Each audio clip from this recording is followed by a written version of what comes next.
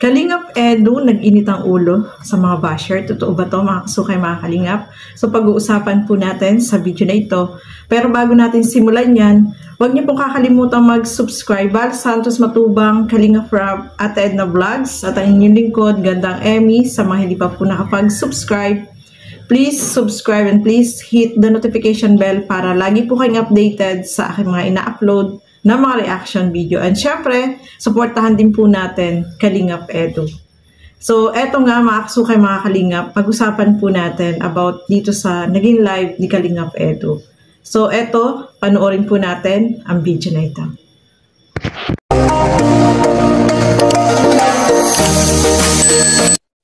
Kami kanina ni Arjen, tapos kwento niya lahat sa akin yung mga experience niya sa mga bashers. Tapos kung ano yung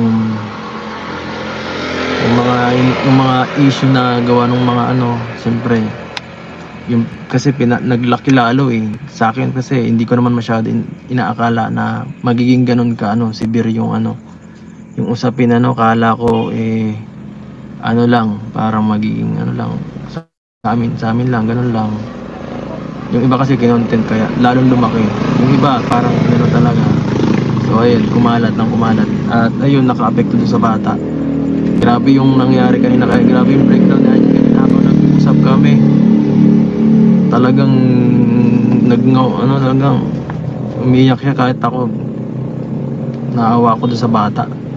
So yun nga po mga kasukay, mga kalingap, hindi naman lingid sa ating lahat etong naging issue dito kay Arjen, Marami po yung namba sa kanya at sobra-sobra naman po yung iba, Kaya nga sabi nga ni Kalingap Edu dyan, hindi niya akalain na naging talagang kumalat yung issue na yun about dito kay Arjen, At mas yung ibang nag-reaction, syempre mas yung maraming mga negative, mga kasukay, mga kalingap. Kaya si Arjen ay naapektuhan ng sobra, kahit si Kalingap Edu hindi niya rin intention na ganon yung mangyayari, na talagang kakalat yung ganong issue, mga kasukay, mga kalingap.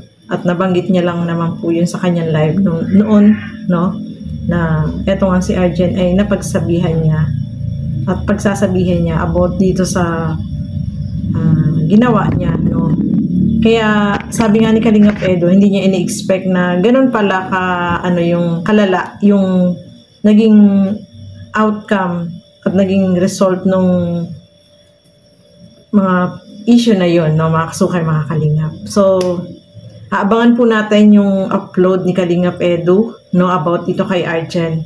Pero itong reaction video natin is about dito sa sinabi niya dito sa kanyang live, mga kasukay, mga kalingap. So, ituloy pa po natin. Una tayo dun, guys. Ang ano naman po yun, kasi hindi naman ganun kasevere yung ginawa ng bata na pagkakamali. Kaya wag natin, hindi naman siya yung tipong nawakwak, di ba? Yun pa, kung nawakwak si Arjen, yun pa masasabi kong medyo mapangit. O kaya biglang nag-against sa Kalingap. Yan po medyo medyo mapangit ng di ba? Yun nga, mga kasukay, mga kalingap. Etong si Arjen ay nagkaroon ng issue dahil doon sa kanyang pagla-live. At alam naman natin na kapag kalingap ka is beneficiary ka ng kalingap, hindi ka pwedeng mag-vlog, lalo na sa YouTube. Sa Facebook, okay lang siguro. Kung mga live selling, okay lang, pinapayagan. Sabi nga dyan ni Kalingap Edu, itong ginawa ni Arjen ay hindi naman sobrang malala, hindi daw severe, hindi malala masyado.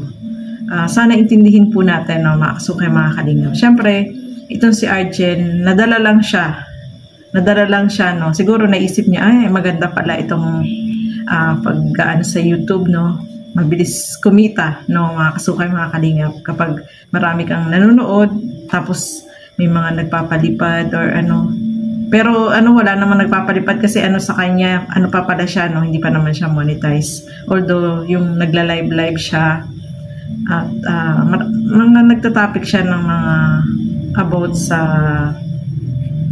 basta may tinatopic siya doon, mga kasukay, mga kalingap. So naano siya doon, doon bawal talaga, no, mga kasukay, mga kalingap. Si Kalingap Edo, alam niyo naman na etong si Kalingap Edo ay ano yan, mababa ang loob niyan. Parang si Kuya Bal, madaling mapagpakumbaba, kumbaga, no, mga kasukay, mga kalingap. So, naiintindihan niya yung sitwasyon ni Arjen, no. At nagpalala kasi masyado dun sa ano, is mga negative yung nambabas, no. Naawa siya kay Arjen kasi nabas talaga siya. Marami yung nambas sa kanya, no.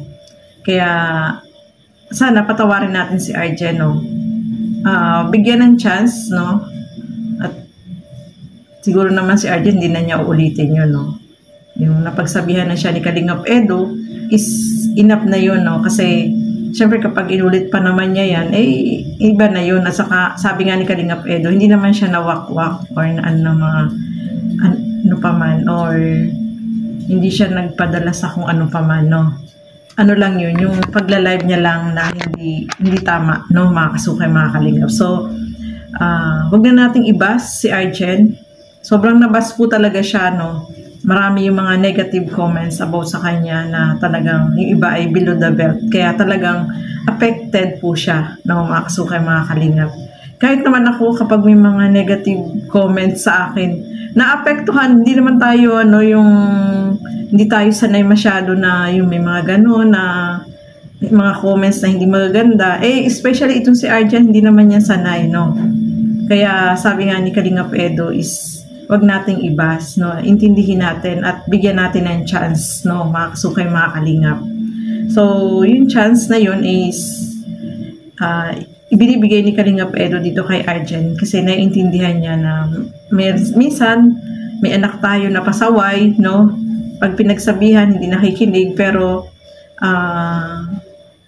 nagiging ano sa kanya yun, nagiging aral yung ginawa sa kanya, no, mga kasukay, mga kalingap. So, itong si Kalingap Edo ay, sabi nga niya, is si Arjen ay kanyang beneficiary at wag po nating ibas. Intindihin po natin siya, unawain natin. Kung nagkamali siya, second chance, no, may chance pa naman na mabago yung kanyang ginawa. Ituloy pa po natin. Guys, huwag nating awayin si Arjen, okay? Tinutulungan natin siya dito. Beneficiary pa rin natin siya. At the end of the day, yan na nga ay sabi rin ni Arjen kanina, yung iba talaga, hindi lang ano, talagang yung galit niya nung iba sa kay Arjen is parang iba talaga. Wala namang ginagawang sobra ano yung bata eh, dun sa mga ibang viewers na ano talaga. Minsan nagsiselos kasi ano, medyo madikit daw. Edo madikit daw kasi na ano si Beyonce ba ganyan. Bakit mo magsiselos ng ganyan? Wag niyo pong gawa ng mali siya. Tinutulungan natin yan, guys. Natural, puntahan ko yan pag kailangan. Guys, hindi sa kinakampihan ko talaga siya ng hindi yun pagiging bias sa ano. Kasi kung mali talaga siya ng sobra, ko talaga siya, pagsasabihan ko talaga siya ng sobra. Maliit na bagay man lang yan eh. Kunting correction lang naman ang kailangan nun. So ito nga, no, mga kasukay, mga kalingap, si Arjen po ay beneficiary ni Kalingap Edo. Natural lang na pupuntahan niya yan si Arjen, no. At nakikita naman natin yun sa mga vlog, no. Sa ngayon nga po, bihira na, no? Hindi masyado siyang yung palagi na pupuntahan, no? Kasi marami siyempre yung tinutulungan itong si Kalingap Edo. So yung iba kasi naman na mga nagbabas kay Arjen, masyadong exaggerated, no, mga kasukay, mga kalingap. Yung iba yung ano nila, parang nagsiselo sila, no? Pinagsisilosa nila itong si Arjen at pinag-isipan nila ng hindi maganda, no? Natural lang na si Kalingap Edo ay pupunta dyan kasi beneficiary ni Kalingap Edo yan, tinutulungan, no. Wag po tayo magselos, no, kasi iniisip nila si Beyonce daw ay yung love team, no, may love team si Kalingap Edo. Bakit ganun?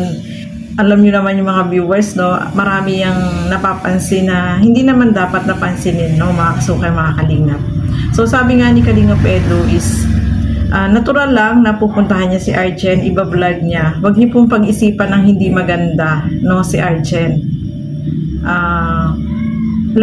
ng mga beneficiary ng Kalingap, yung tinutulungan ni Kalingap Edu, ay pantay-pantay yung kanyang tingin, walang mali siya. Yung pag-iisipan nyo ng hindi maganda si Kalingap Edu, ay hindi naman po tama yun, no? Kasi marami tayong nababasa ng mga comments na mga negative, mga hindi magaganda yung mga sinasabi nila, no?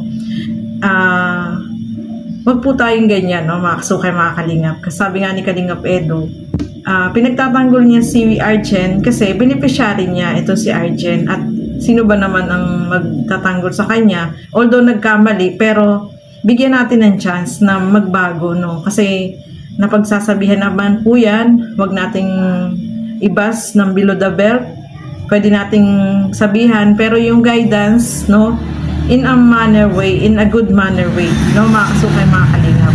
So yung iba talagang puro negative, no, mga kasukay, mga Kalingap, yung mababasa mo. Hindi ko alam bakit gano'n, no? Siguro selos, no? Huwag po tayong gano'n, no? Dapat yung Kalingap ay sinusuportahan natin, no, ng pair lang, hindi yung may mga halong selos, ganyan, di ba? So hindi po yun maganda. Kaya sabi nga ni Kalingap Edu, bigyan natin ng chance si Arjen, no? Bigyan natin, mababago naman po yan. Yung guidance lang, yung ipayo natin, yung mga positibo lang, no, mga kasukay, mga Kalingap. Hindi naman sobrang malala yung ginawa ni Arjen, mga kasukay, kaya intindihin po natin. At kahit si Kalingap Edu ay naiintindihan niya si Arjen, no, na talagang nabas ng todo-todo, at yung mga pinagdaanan ay talagang syempre naapektuhan itong si Arjen. Kaya unawain po natin yun, mga kasukay, mga Kalingap. Kayo dito para sa ano na po, para sa love team namin ni Beyonce, umalis na lang po kayo kasi hindi po natin kailangan yan. Paano pala kung mag-stop ng love team? Wala na po ba kayo dito sa ating channel? Hindi ko po kailangan ng mga ganyang fake na supporter. Nandito po tayo para sa mga tinutulong natin, hindi po para sa ano lang, sa love team lang. Guys, wala akong i-tolerate naman dito, ha. Sobra-sobra na ginagawa kasi ng iba. Sobra-sobra na. Mga kasukay, mga Kalingap, no, sabi niyan ni Kalingap Edu, sobra-sobra na yung pambabas nila, no. Makasakit ng damdamin, hindi nila iniisip, makapag-comment ng mga negatibo na hindi nila pinag-iisipan kung makakasakit ba ito ng damdamin. At yung sinasabi nila na sa love team lang sila, no, hindi doon sa beneficiary ni Kalingap Edu, mali po yun, no, mga kasukay, mga Kalingap. No, kung mahal natin si Kalingap Edu, suportahan po natin siya, no. Suportahan natin si Kalingap Edu sa kanyang mga upload, dun sa mga binablog niya, sa mga tinutulungan niya, i-support natin siya kahit na ups and down, ay nandyan tayo at nakasuporta. Doon natin makikita yung talagang solid na nagmamahal dito kay Kalingap Edu, na solid sa Kalingap, no? Hindi yung ang hinahanap nila yung mga negatibo, no, mga kasukay, mga Kalingap. So medyo uminit yung ulo ni Kalingap Edu dyan kasi nga yung mga nambabas, no, talagang may masabi lang, makampambas lang, hindi nila iniisip na nakakasakit din sila ng damdamin, no. Hindi nila iniisip na yung kung nagkamali ka man, mayroon pa naman chance para magbago, no. Hindi naman sobrang madala talaga yung ginawa ni Arjen, mga kasukay, mga Kalingap. Kaya abangan natin yung upload ni Kalingap Edu, no. So ayan, maraming salamat po sa inyong panonood. At support lang po tayo, no, mga kasukay, mga Kalingap. Kung mahal natin ang Kalingap, suportahan natin lahat, no. Kung mayroong pagkakamali man na nagawa yung isang gaya ni Arjen, bigyan natin ng chance, magbago siya, no. Hindi naman porket nagkamali ay hindi niya babaguhin. Siyempre babaguhin niya po yan, no, mga kasukay, mga Kalingap. So ayan, maraming salamat po sa inyong lahat. At hanggang dito na lamang po muna. Keep safe everyone. Thank you for watching. Mabuhay po tayong lahat. Bye-bye.